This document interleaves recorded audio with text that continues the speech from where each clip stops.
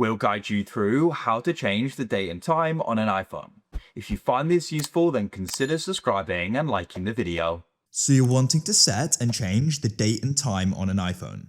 Perhaps it's not currently set to what you want, so you're wanting to do this. So to go and get started, we need to go and head to the settings on the iPhone. So you can go and find the settings just on the home page here and tap on it to open it up. Now, what you want to do is you want to go and scroll down, find the option for General and go and tap there. Next, you want to go and scroll down and you want to go and find the option for Date and Time and tap there. Now, at the moment it's set automatically, yours may or not be. You have to change this setting here. If restrictions are currently locked with a passcode, you need to go and turn off that passcode. Go into screen time and you can find the setting in there, but I can go and change it, so I'll switch it off. So tap on the current date and you can choose the date you want it to be. You can tap at the top here and go and scroll for the month and year as well. Then you can go and tap the time to the right and go and set that to your liking as well. And that's it, it'll then go and be changed. If you found this useful, then leave a like.